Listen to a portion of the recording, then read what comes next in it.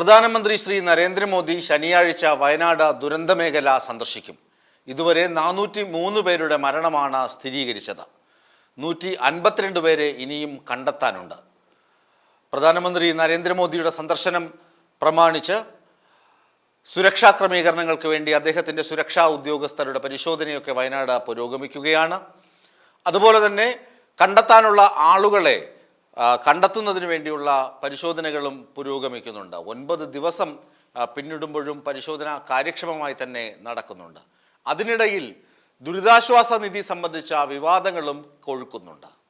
നമുക്കറിയാം, മുഖ്യമന്ത്രി പിണറായി വിജയനെ കണ്ടാൽ മുഖം തിരിഞ്ഞു പോകുന്ന അല്ലെങ്കിൽ കൊത്താൻ വരുന്ന പാമ്പിനെ പോലെയാണ് ശ്രീ ആരിഫ് മുഹമ്മദ് ഖാൻ എന്ന നമ്മുടെ ഗവർണറുടെ മുഖം ഇരിക്കുന്നത്. അദ്ദേഹം പോലും മുഖ്യമന്ത്രിയുടെ ദുരിതാശ്വാസ നിധിയിലേക്ക് 5 ലക്ഷം രൂപ സംഭാവന ചെയ്തു.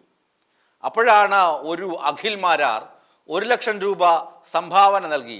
എന്നിട്ട് പുരപ്പുറത്ത് കയറി നിന്ന് വിളിച്ചു കൂവുന്നത്, ഞാൻ കണക്ക് ചോദിച്ചു, അപ്പോൾ മുഖ്യൻ കണക്ക് തന്നു, അതുകൊണ്ട് ഞാൻ 1 ലക്ഷം കൊടുത്തു, ഇനി ബാക്കി കണക്കുകളൂടെ അയാൾ പറയട്ടെ, എന്നിട്ട് ബാക്കി തീരുമാനിക്കാമെന്ന്. നാണമുണ്ടോ മിസ്റ്റർ അഖിൽ മാരാർ? താങ്കൾ ഈ ചോദിച്ച കണക്കുകളൊക്കെ, അല്ലെങ്കിൽ താങ്കൾ ഈ ചോദിച്ചത് കൊണ്ടൊന്നുമല്ല ഈ കണക്കുകൾ പറയുന്നത്. അത് എല്ലാ ആളുകൾക്കും അറിയാവുന്ന കാര്യമാണ്. വളരെ സുതാര്യമാണ് ദുരിതാശ്വാസ നിധിയുടെ കണക്കുകൾ. 10 രൂപ കൊടുത്ത് വിവരാവകാശ നിയമമനുസരിച്ച് ആര് ചോദിച്ചാലും ഈ വിവരങ്ങൾ ലഭിക്കും. അപ്പോഴാണ് നിങ്ങൾ ഈ കിടന്ന് വിദ്വേഷമുണ്ടാക്കാൻ, സമൂഹത്തിൽ രാഷ്ട്രീയ സ്പർദ്ധ ഉണ്ടാക്കാൻ, സമൂഹത്തെ കുത്തിത്തിരിപ്പുണ്ടാക്കാൻ വേണ്ടി മനഃപൂർവ്വം നിങ്ങൾ മാത്രം ശ്രമിച്ചുകൊണ്ടിരിക്കുന്നത്.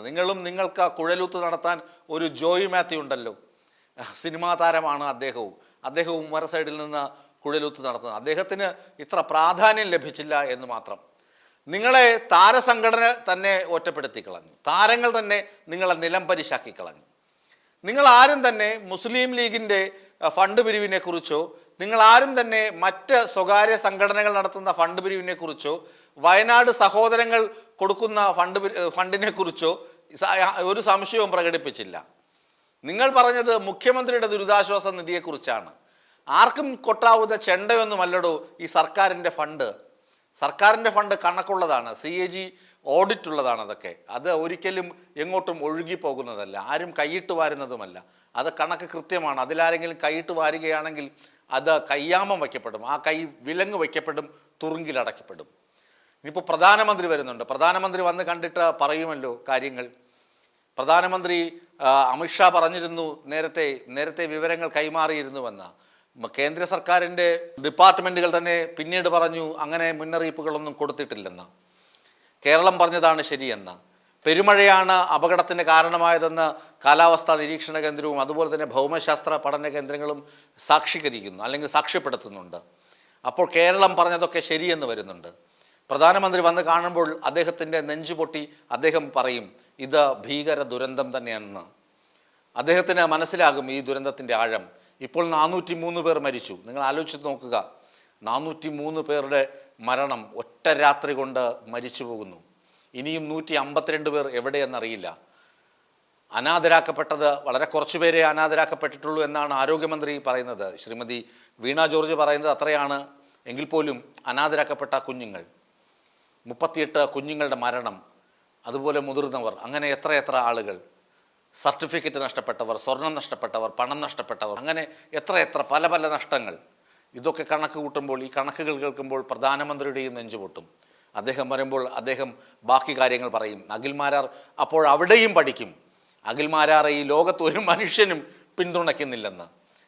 ഞാൻ പറഞ്ഞു വന്നത്, പ്രധാനമന്ത്രി വരുന്നത് ഏറെ സങ്കടകരമായ സാഹചര്യത്തിലും നമുക്ക് ഏറെ ആശ്വാസമുള്ള വാർത്തയാണ്. കാരണം മണിപ്പൂർ പോലെ കത്തി നിൽക്കുന്ന സംസ്ഥാനങ്ങളിലൊന്നും അദ്ദേഹം പോയിട്ടില്ല. കേരളത്തിലേക്ക് അദ്ദേഹം വരുമ്പോൾ അദ്ദേഹത്തിന് കേരളത്തോട് പ്രത്യേക ഇഷ്ടമുണ്ട് എന്ന് തന്നെ വിശ്വസിക്കണം. അദ്ദേഹത്തിൻ്റെ രാഷ്ട്രീയ താല്പര്യം പലതും ഉണ്ടാകാം, പക്ഷേ കേരളത്തിന് വേദന ഉണ്ടാകുമ്പോൾ പ്രധാനമന്ത്രി ഓടിയെത്താറുണ്ട്. കേരളത്തിന് സങ്കടം വരുമ്പോൾ പ്രധാനമന്ത്രി ഓടിയെത്താറുണ്ട്. രാഷ്ട്രീയം എന്തുമാകട്ടെ, പ്രളയസമയത്തും പ്രധാനമന്ത്രി ഓടിയെത്തി. ആ പ്രധാനമന്ത്രിയുടെ വലിയ മനസ്സിന് നന്ദി പറയണം. എപ്പോഴും നമുക്ക് പ്രധാനമന്ത്രിയോടും നന്ദി ഉണ്ടാകണം.